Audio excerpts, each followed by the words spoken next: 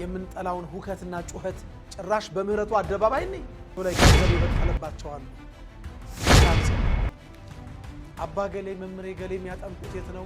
ይደወላል፣ ስልክ ይደውሉልና ተማሪዎች እንባል ሰዎች በነፃ ነው አገልግሎት የምናገለግለው። አንተዋወቅ ሀገሬ ማይጣፍጣችሁ አላችሁ። እውነት ሲነገር አይምረረን። አይቺ ምላስ እንደው ራጃ ተነጋታው ሳይሆን የዕለት ሁለት ታስረናል። በሌብነት በስርቆት አይፈራም፣ ክብርን አይፈራም። እንኳን የሆነ ምድራዊ መኖሪያችን መቆያ እንጂ መኖሪያ አይደለችም። ሁላችሁ በሚሞት ስጋችሁ የማይሞት ስራ ለሀገራችሁና ለሃይማኖታችሁ ስሩ። እግዚአብሔር አይታሰር።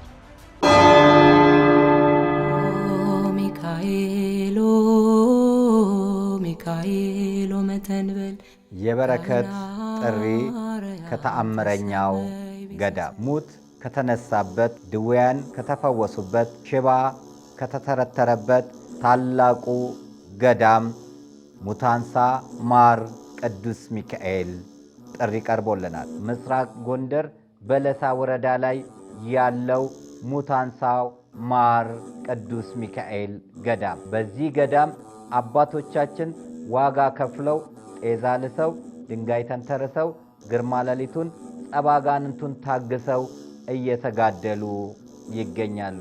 ማደሪያቸውን በዓታቸውን መወሰኛቸውን ቅድሚያ ለእናቶቻችን ይሰራ ብለው በትህትና በመናገራቸው ለእናቶቻችን ተሰርቶ አባቶቻችን ግን በእንደዚህ በሚያሳዝን በዓት ውስጥ በሚያሳዝን ማደሪያ ውስጥ ይገኛሉ። እኛም የአባቶቻችንን ጥሪ በመስማት ፈጥነን በመድረስ ቦታውን ገዳሙን በልማት እንድንለውጥ አደራ እንላለን። ለዚህ ቅዱስ ዓላማ አባቶቻችን ያቀረቡልንን ጥሪ ተግባራዊ እንድናደርግ በፍቅር እንጠይቃቸዋለን።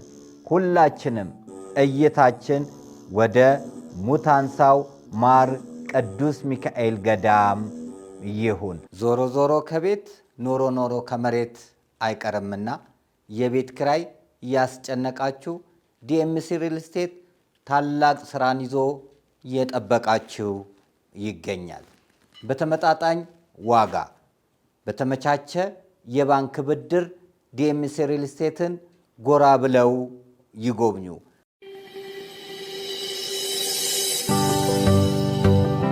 ከዲኤምሲ ቤት ለመግዛት ዛሬ ከነገ እያላችሁ የትላንት ዕድላችሁን ያልተጠቀማችሁ ሁሉ ታላቅ የምስራች አለን።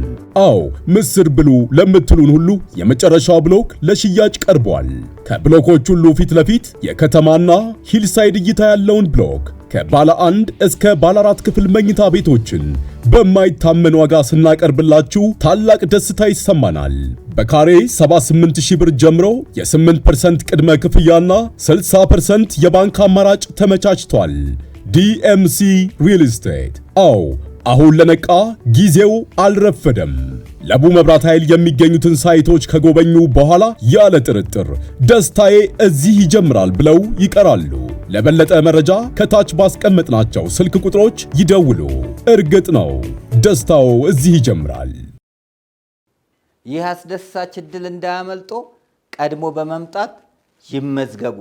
በስልክ ቁጥርም ይደውሉ፣ በአካልም ይገኙ። በዲኤምሲ ሪል ስቴት እረፍትን ያገኛሉ። የሁላችንም ምርጫ ዲኤምሲ ሪል ስቴት። በስመ አብ ወወልድ ወመንፈስ ቅዱስ አሃዱ አምላክ አሜን። ክርስቶስ ተንሥአ እሙታን አሰሮ ለሰይጣን ሰላም ኮነ። ክርስቶስ በታላቅ ኃይልና ስልጣን ከሙታን መካከል ተለይቶ ተነሳ።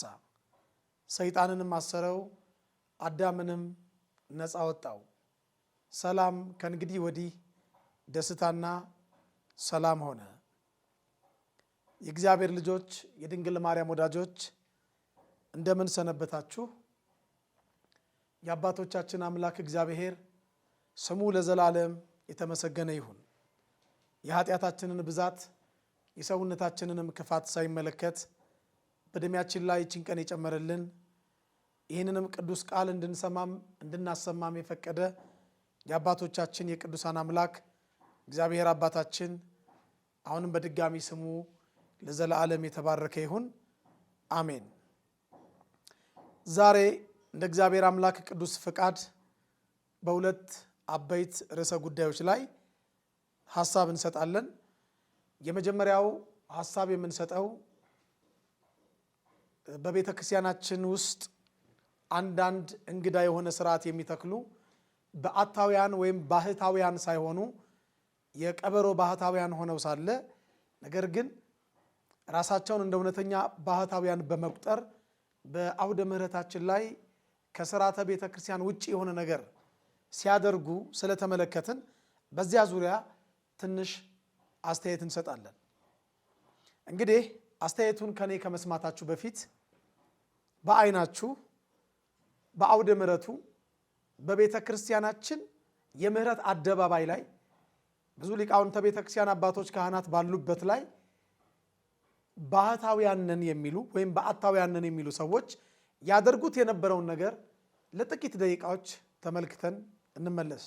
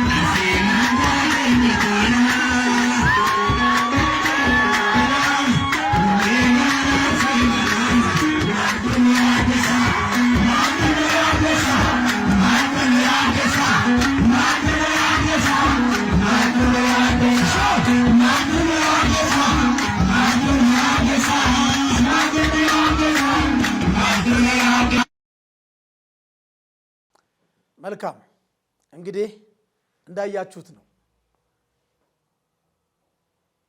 ከወገቡ በላይ ልብስ ያለበሰ ራቁቱን አውደ ምሕረቱ ላይ ሲንከባለል ሲጮህ፣ ሌላም የሱ ወዳጅ የሱ ባልንጀራ በአውደ ምሕረቱ ላይ ሁከት አይሉት ስብከት ማይክሮፎን ይዞ የሚናገረው ነገር አለ።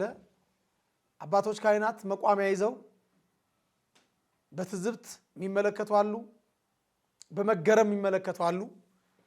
የዋሁ ምዕመን ደግሞ መድረክ ላይ የሚደረገውንና የሚከናወነው ነገር በሙሉ አንዳንዱ በትዝብት አንዳንዱም በግርምት እያየ ሁላችንም ተመልክተናል። በመጀመሪያ ደረጃ መጽሐፍ ቅዱስ እግዚአብሔር የሰላም አምላክ ነው እንጂ የሁከት አምላክ አይደለም ይለናል። እግዚአብሔር የሰላም አምላክ ነው እንጂ የሁከት አምላክ አይደለም። ቅዱስ ጳውሎስ ለቆሮንቶስ ምዕመናን በጻፈው መልእክቱ ላይ አንደኛ ቆሮንቶስ ምዕራፍ 14 ቁጥር 33 ላይ እንዲህ የሚል ቃል ተጽፎልን እናገኛለን። የነቢያት መናፍስት ለነቢያት ይገዛሉ ካለ በኋላ እግዚአብሔርስ የሰላም አምላክ ነው እንጂ የሁከት አምላክ አይደለም ይላል። እግዚአብሔር የሰላም አምላክ ነው። የሰላም አምላክ ሰላማዊው ኢየሱስ ክርስቶስ ለሀገራችንም ለሕሊናችንም ሰላሙን ያድለን፣ አሜን። ነገር ግን ዓላማቸው ሌላ የሆነ በተለይ ከ1984 ዓመተ ምህረት ወደዚህ ስማቸውን መጥራት የማልፈልግ ብዙ በአታውያንና ባህታውያንን ባዮች ተነስተው ብዙ ተከታዮች አፍርተው አንዳንዶቹ ፈረንጅ አግብተዋል፣ አንዳንዶቹ ደግሞ ፈረንጅ የምትመስል ኢትዮጵያዊት አግብተዋል። በአታውያን ወይም ባህታውያን ብእቱና ብቸኝነት ማለት ነው። ከሕገ ሰብ ሕገ መላእክት ይሻላል ብሎ ንጽህ ጠብቆ ከሴት ርቆ እንደ መላእክት የሚኖር ማለት ነው በብቸኝነት። ወይም ባህታውያን በዓት ዘግቶ ስለ ሀገር ስለ ዓለም እየጸለየ የክርስቶስን መከራ እየተቀበለ እያሰበ ራሱን ለእግዚአብሔር ቃል አስገዝቶ የሚኖር በበዓት የተወሰነ ማለት ነው። እንግዲህ አባቶቻችን እንዳስተማሩንና እንደነገሩን ከዚህ ውጪ ባህታውያን እውነተኛ ባህታውያን ወደ ከተማ ገብተው ሊኖሩ ደግሞ ሊያገቡ ሊጋቡ አልተፈቀደላቸው። የሰው ኃጢአት ማውራት ስለማልፈልግ እኔም ኃጢአተኛ ስለሆንኩኝ በደለኛ ስለሆንኩኝ ስም እየጠራው ያገቡትን ሰዎች ባህታውያንን ብለው አሁን ድረስ ባህታዊ ገሌ ተብለው አግብተው የሚጠሩ ሰዎች አሉ፣ የምታውቋቸው ሰዎች ስለሆኑ ማለት ነው። ነገር ግን ቢያንስ አውደ ምሕረቱን ይተውልን። የቤተ ክርስቲያናችንን አውደ ምሕረት እንዲህ ባለ መንከባለልና ሁከት አያውኩብን። ራሳቸውን በጅራፍ ይገርፋሉ፣ በካቴና ይገርፋሉ፣ ድንጋይ ተሸክመው ያስተምራሉ፣ በሳማ ይገርፋሉ። በጣም በተለያየ መልኩ ብቻ በሰላሙ አምላክ በእግዚአብሔር ቤት በምሕረቱ አደባባይ በመድረኩ ላይ ማይገባ ነገር እያየን ብዙ ጊዜያችን አይምሯችን እየተጨነቀብን ለማን እንደምናወራው ግራ ገብቶን ብዙ ጊዜ አልፈናል። አሁን ግን ጊዜው ደርሶ እግዚአብሔር ፈቅዶ በእንደዚህ አይነት ሁኔታ ቤተክርስቲያናችንን የሚያወኩብን ሰዎች የቤተክርስቲያን አባቶች እባካችሁን አውደ ምሕረታችንን እንድታስከብሩልን፣ አውደ ምሕረታችን ላይ ሁከት ሳይሆን ስብከት ብቻ ለምእመኑ እንዲቀርብ እንድታደርጉልን በኃያሉ እግዚአብሔር ስም ዝቅ ብዬ ጠይቃችኋለሁ። ሳይቃጠል በቅጠል ሳይደርቅ በርጥብ ሳይርቅ በቅርብ ነውና በእንቁላሉ በቀጣሺ ነውና እባካችሁ እንዲህ አይነቱ ልማድ ሰርጎ ይገባና አንድ ሞኝ የተከለው በኋላ 50 ብልን ሊነቅለው ስለማይችል እንዲህ አይነቱ የሁከት ስብከት በቤተ ክርስቲያናችን የምህረት አደባባይ ላይ እንዳይኖር አሁንም በድጋሚ በቤተ ክርስቲያናችን ስም በኃያሉ እግዚአብሔር ስም እለምናችኋለሁ። የሀገረ ስብከት የሚመለከታችሁ ኃላፊዎች፣ የደብራት አለቆች፣ የስብከት ወንጌል ኃላፊዎች እንዲህ አይነቶቹን ሰዎች ባትጋብዙ መድረክ ላይ መልካም ነው ብዬ አስባለሁ። ለምን? እግዚአብሔር የሁከት አምላክ ስላልሆነ በጣም ቆሽታችን እያረረ አንጀታችን ድብን እያለ ብዙ የምናያቸው ነገሮች አሉ። በተለይ ደግሞ በንግስ ዕለት እዚህ ጋር ቤተክርስቲያን አውደ ምሕረት ላይ ጉባኤ ዘርግታ እዛሽ ጋር ትናንሽ ሌሎች አውደ ምሕረቶች ዘርግተው ራሳቸውን እየገረፉ ድንጋይ ተሸክመው አንዳንዶቹ በጉልበታቸው ተንበርክከው ሳማ እንደ ልብስ ታጥቀው ብዙ አይተናል። ራሳችንን መግረፍ ከፈለግን ድንጋይ ተሸክመን መጸለይ የክርስቶስን መከራ ማሰብ ከፈለግን በስውር ለሚያየው ለእግዚአብሔር በዓት ዘግተን ማድረግ እንችላለን። ሲያደርጉ የነበሩን ቅዱሳን አባቶች አሉ። ዕለተ ዓርብን ድንጋይ ተሸክመው የሚሰግዱ የሚጸልዩ የአምላካችን የጌታችን የመድኃኒታችን የኢየሱስ ክርስቶስን መከራውን እያሰቡ 13ቱን ሕማማተ መስቀል በዓይነ ሕሊናቸው እያዩ እያስተዋሉ እያሰቡ ከመከራው ለመካፈል ብዙ መከራ ይቀበሉ የነበሩ ቅዱሳን አባቶች እንዳሉ እናውቃለን። ግን ለታይታ በግብዝነት በመመጻደቅ በመኮፈስ በሕዝብ ፊት ራስን መግረፍ ውዳሴ ከንቱ ፍለጋ ነው።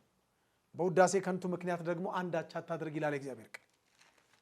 ከንፈር እንዲመጠጥልን አባኮ ሲጸልዩ አባኮ ሲያስተምሩ ራሳቸውን እየገረፉ እንድንባል ለእይታማ ለታይታ ማለት ነው።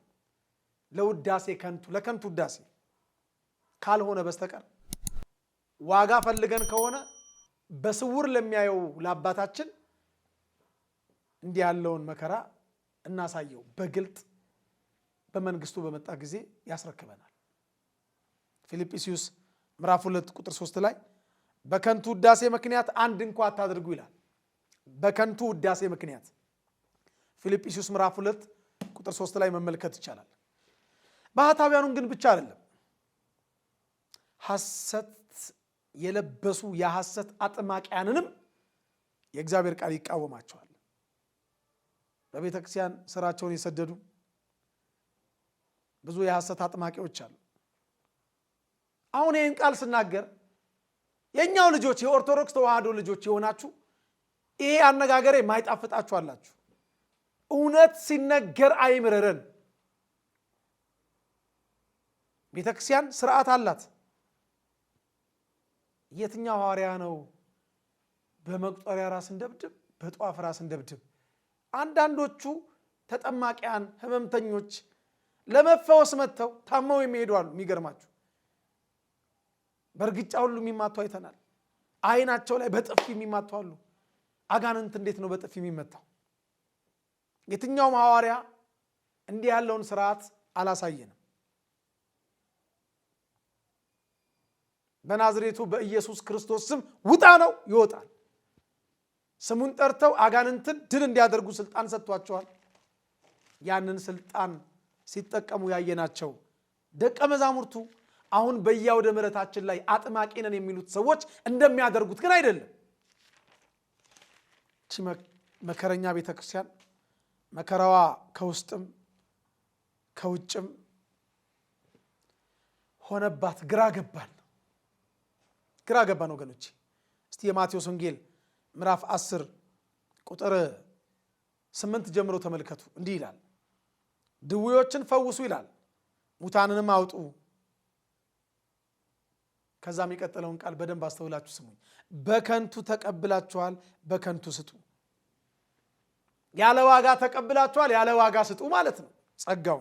ድውዮችን ፈውሱ፣ አጋንንትን አውጡ፣ እውራንን አብሩ፣ ለምጻሞችን አንጹ፣ ጎባጦችን አቅኑ፣ ሽባዎችን ተርትሩ፣ አንካሶችን አዘልሉ፣ ዲዳዎች እንዲናገሩ፣ ደንቆሮች እንዲሰሙ አድርጉ፣ ሙታንም እንዲነሱ ስልጣን ሰጣቸውና በከንቱ የተቀበላችሁትን በነፃ የተቀበላችሁትን በጸጋ የተቀበላችሁትን በጸጋ ስጡ፣ ያለ ዋጋ ስጡ አለ። እኛ አጥማቂዎች ነን የምንባል ሰዎች በነፃ ነው አገልግሎት የምናገለግለው፣ አንተዋወቅም። አሁንማ መጽዋች ሁሉ ሆነናል እኮ። ከየዋህ ምዕመናን የምንሰበስበው ብር ለታይታ የታሰረ ብር ሁሉ ለእንትን ብለን ካሜራ ፊት ማለት ነው። እንደዚህ አይነት ክርስትና የለም። በተቀደሰው ስፍራ የጥፋትን ርኩሰት ስታዩ ተመልካቹ አንባቢው ያስተውል ይላል እግዚአብሔር ቃል። የምናስተውልበትን የውስጥ ልባችንን እግዚአብሔር ያብራልን። ቤተክርስቲያናችን በብዙ ነገር ዛሬ መከራ ላይ ነች። የማቴዎስ ወንጌል ምዕራፍ 24 ቁጥር 15 እንግዲህ በነቢዩ በዳንኤል የተባለውን የጥፋትን ርኩሰት በተቀደሰችው ስፍራ በተቀደሰችው ስፍራ ቆሞ ስታዩ አንባቢው ያስተውል፣ ተመልካቹ ያስተውል። የተናገረ ሁሉ እውነተኛ አይደለም። የጠመጠመ ሁሉ ካህን አይደለም። በመቁጠሪያ እየደበደበ በአዝርዕት ተባይ ማጥፊያ መርጫ አረተውኝ ጭራሽ አሁንማ የፈውሱ ጸጋ በዘር የሚተላለፍ ሆኗል። በዘር ይሁን። እስቲ ግን አንባቢዎች ክርስቲያኖች እባካችሁ አስተውሉ። ቤተክርስቲያን በእውነት አምነን ከመጣን በጸበሉ ተጠምቀን ጸበሉን ጠጥተን እመቱን ወይም እምነቱን ተቀባብተን በመስቀሉ ተዳሰን በቃል ኪዳኑ ታቦት ፊት ወድቀን አልቅሰን የልባችን ኃጢአት ተወግዶ የስጋችን ቆሻሻ ተወግዶ ደዌ ስጋ ደዌ ነፍሳችን ፈውስ አግኝቶ እንደምንመለስ የእግዚአብሔር ቃል ይነግረናል። ቤተ መቅደሱ ቅዱስ ነው፣ በጽድቅም ድንቅ ነው። የጸጋው ግምጃ ቤት ናት የእግዚአብሔር ቤት። እግዚአብሔር አይኖቹ ዘወትር የተገለጡባት፣ ጆሮቹ ዘወትር የተከፈቱባት የጸጋው ግምጃ ቤት ናት የእግዚአብሔር ቤት።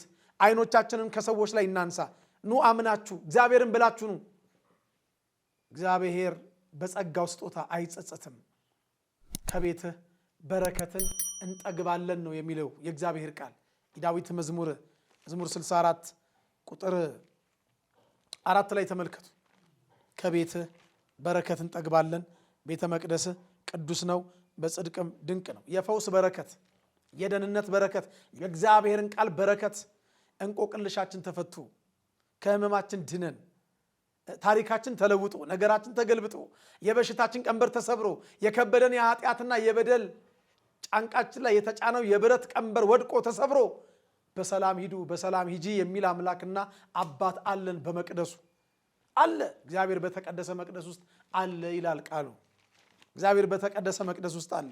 አይኖቻችንን ከሰው እናንሳ። አባ ገሌ መምሬ ገሌ የሚያጠምቁት የት ነው?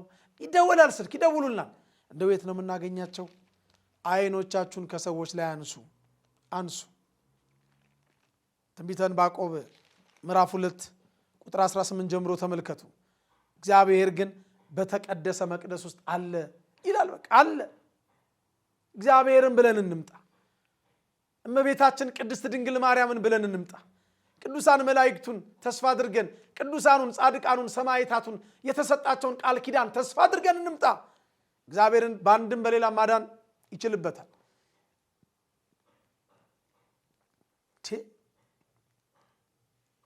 ሌላው ቤት ጎረቤቶቻችን ቤት የምንጠላውን ሁከትና ጩኸት ጭራሽ በምህረቱ አደባባይ ነኝ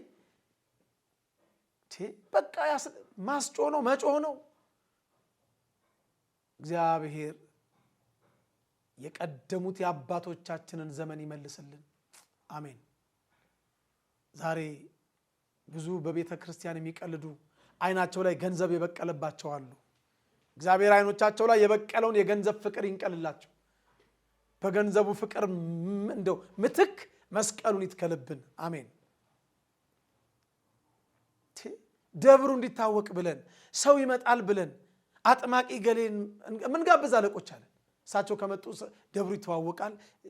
ስርዓተ ቤተ ክርስቲያንን የማይወክል ስርዓት እንደሚያደርጉ እያወቅን ህሊናችን እያወቅን በእፀ ተዋርሶ ጥበብ ምን እንደሚደረግ እያወቅን እግዚአብሔር ይገስጽ።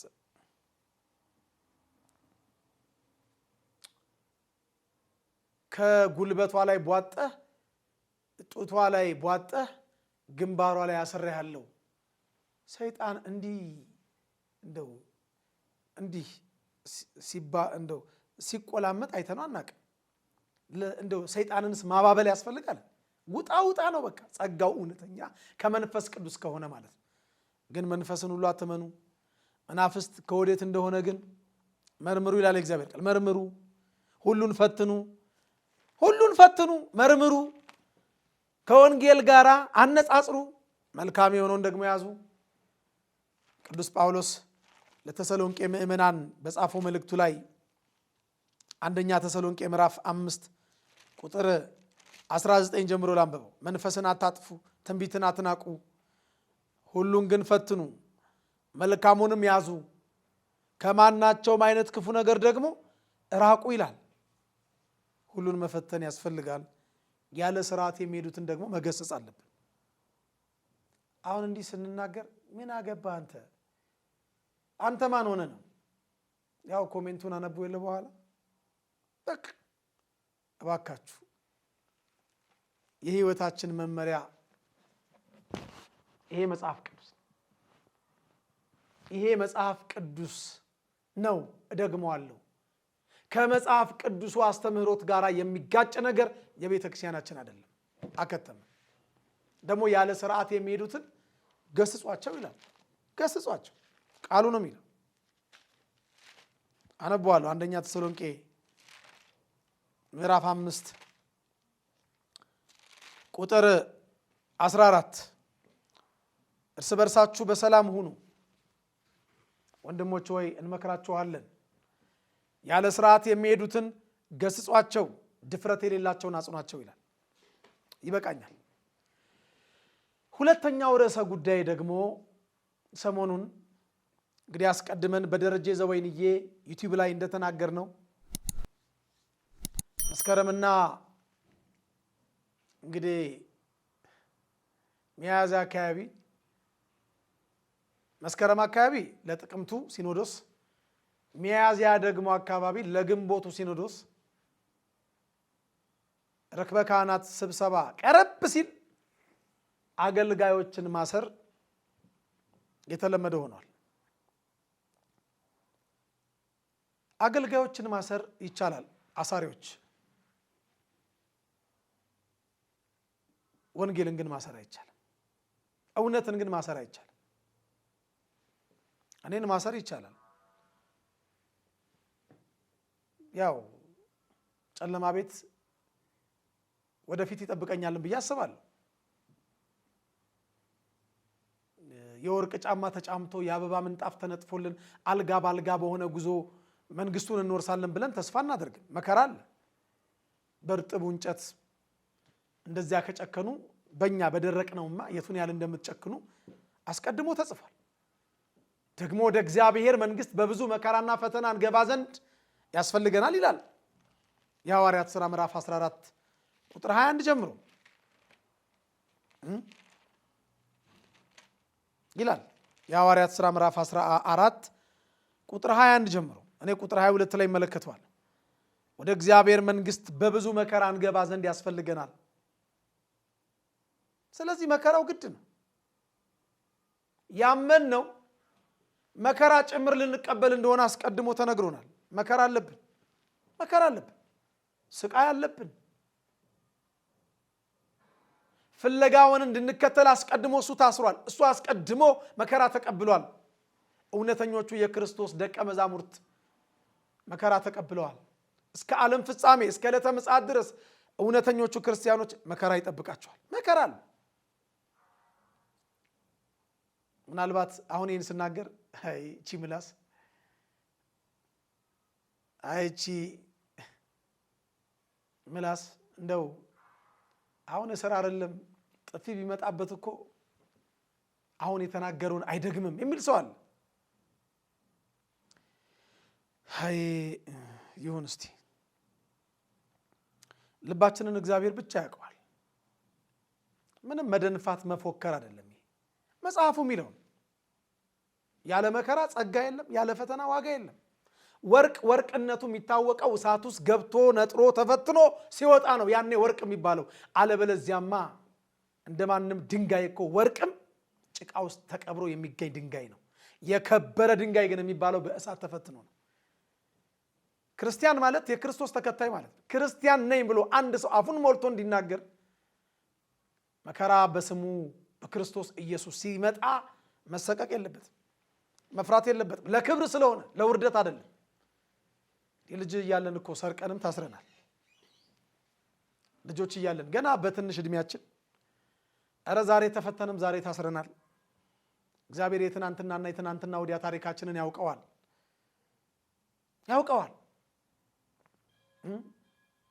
እናውቀዋለን። እስር በጣም አስቀያሚ ነገር ነው።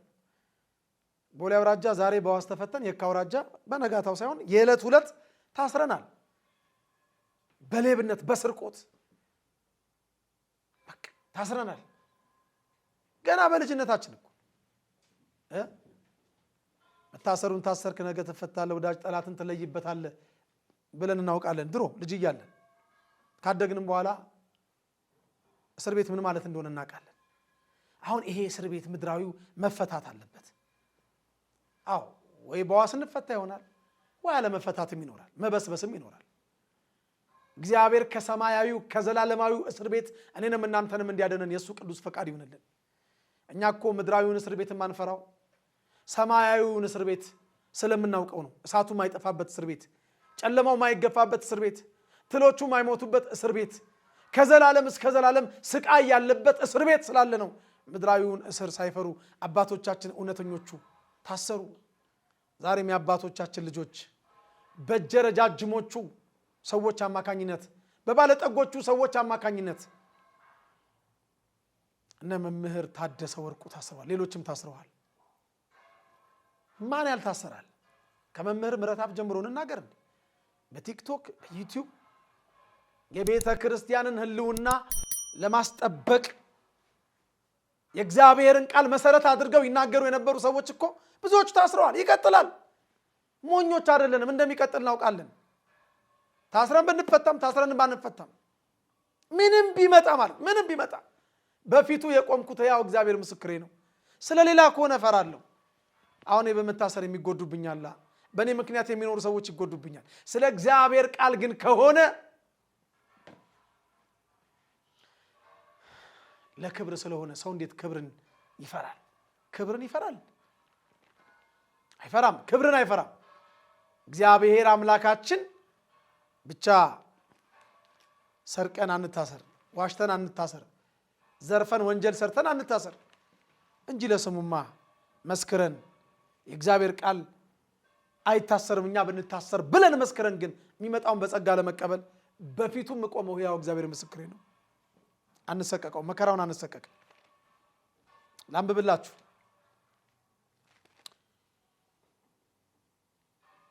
ሁለተኛ ጢሞቴዎስ ምዕራፍ 2 ቁጥር 9 ላይ ቅዱስ ጳውሎስ እንዲህ አለ። ይህንንም በመስበክ እንደ ክፉ አድራጊ እስክታሰር ድረስ መከራ እቀበላለሁ፣ የእግዚአብሔር ቃል ግን አይታሰርም ይላል። የእግዚአብሔር ቃል ግን አይታሰርም። ቅዱስ ጳውሎስ በጣም ብዙ መከራ ተቀብሏል፣ ታስሯል። እኔ ከቅዱስ ጳውሎስ እበልጣለሁ። መምህር ታደሰ ወርቁ የቅዱስ ጳውሎስ እውነተኛ ደቀ መዝሙር። እግዚአብሔር ያስፈታህ። እግዚአብሔር የስሩን መከራ ዘመን አጭር ያደርግልህ። እግዚአብሔር የቸርነቱን ስራ ይስራልህ። እኔ የምለው ግን እስር ቤት ውስጥ ሆነህም ቢሆን እነ ቅዱስ ጳውሎስን እነ ቅዱስ ጴጥሮስን አስባቸው። እቺ ምድር እቺ መሬት መኖሪያ መስሏቸው ያሰሩ ሰዎች መቆያ መሆኗን ሲያውቁ ይጸጸታሉ። እቺ መሬት እቺ ምድር ወገኖቼ መኖሪያ አይደለች፣ መቆያ ነች። መቆያ ነች። ድንኳን የሆነች ምድራዊ መኖሪያችን መቆያ እንጂ መኖሪያ አይደለችም። መኖሪያችን የዘላለም አምላክ እግዚአብሔር ነው። ዘዳግም 33 ቁጥር 27 ላይ ተመልከቱ እስቲ። መኖሪያ የዘላለም አምላክ እግዚአብሔር ነው ይላል። አዎ መኖሪያቸው መስሏቸው ብዙ የሚሰሩብን አሉ። ዘዳግም 33 ቁጥር 27 መኖሪያ የዘላለም አምላክ ነው፣ የዘላለም ክንዶች ካንተ በታች ናቸው ይላል። አዎ መኖሪያችን የዘላለም አምላክ እግዚአብሔር ነው። ሁለተኛ ቆሮንቶስ ምዕራፍ 5 ቁጥር 1 ላይ ቅዱስ ጳውሎስ ታሳሪው ቅዱስ ጳውሎስ የአምላክ እውነተኛ ባሪያ እንዲህ ብሎ ጽፏል። ሁለተኛ ቆሮንቶስ ምዕራፍ 5 ቁጥር 1 ድንኳን የሚሆነው ምድራዊ መኖሪያችን ቢፈርስ በሰማይ ያለ በእጅ ያልተሰራ የዘላለም ቤት የሚሆን ከእግዚአብሔር ዘንድ የተሰራ ሕንፃ እንዳለን እናውቃለን። አዎ እናውቃለን። እባካችሁ አሁን ለዚህ ስብከት ያስፈልጋል። ለዘመኑ አሳሪዎች የትናንትና ወዲያ አሳሪዎች እኮ ትናንትና ታሳሪዎች ነበሩ።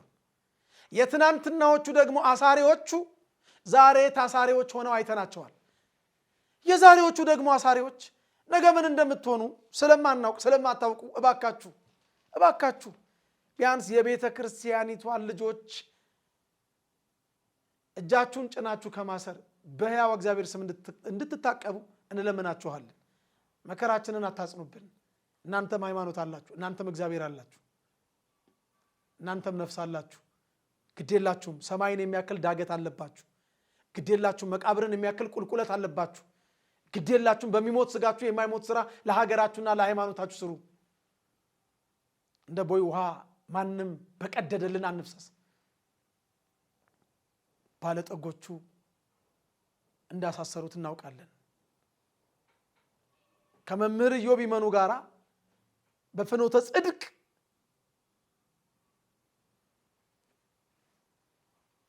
ዙሪያ የተደረገችው ውይይት ማህበራዊ ድረገጽ ላይ መንከባለል መታየት ከጀመረች በኋላ በጥቂት ቀናቶች ውስጥ መምህራችን ወደ እስር ቤት እንደገባ እናውቃለን። መምህራችን ታስሯል። የእግዚአብሔር ቃል ግን አይታሰርም። ሰው ማሰር ይቻላል፣ ይቀጥላል። ነገ እኔም እቀጥላለሁ፣ ከነገ ወዲያ ሌላውም ይቀጥላል። ምዕመናን አይዟችሁ፣ ሰማያዊውን እስር ቤት እንዳናይ ብቻ እግዚአብሔር ይርዳን። ሌላውን ተውት፣ ሁሉ ያልፋል። እስኪ ያልፍ ነው የሚያልፈው፣ እስኪ ያልፍ ነው። ስንት ነገር አልፏል። በቤተ ክርስቲያን ላይ ስንት መከራ አልፏል። ከዘመነ ሰማዕታት ጀምሮ ስንት መከራ አልፏል። አባቶቻችን እቺን ሃይማኖት የሰጡን ታስረው ብቻ አይደለም፣ በድንጋይ ተወግረው ነው። በድንጋይ ተወግረው ወደ አናብርት ጉድጓድ ተጥለው ነው። በሰይፍ ተመትረው ነው። በእሳት ተቃጥለው ነው። በመጋዝ ተሰንጥቀው ነው። ከአንበሳና ከነብሮች ጋር እኮ እያታገሉ በክርስቲያኖች የሚስቁ እኮ አላውያን አረማውያን እኮ ነገስታት ነበሩ፣ ጨካኞች። ያም ጊዜ አልፏል። ይህቺ ቅድስት ቤተክርስቲያን እኔና እናንተ ዘንድ ደርሳለች፣ ነገም ትሻገራለች። እግዚአብሔር አምላካችን ሀገራችንን ኢትዮጵያን ይጠብቅልን፣ ሃይማኖታችንን ይጠብቅልን። እንደተናገርነው እንድንኖር እናንተም ምእመናን እንደሰማችሁት እንድትኖሩ እግዚአብሔር መንፈስ ቅዱስ ይርዳን ይርዳችሁ። ወስብሐት ለእግዚአብሔር።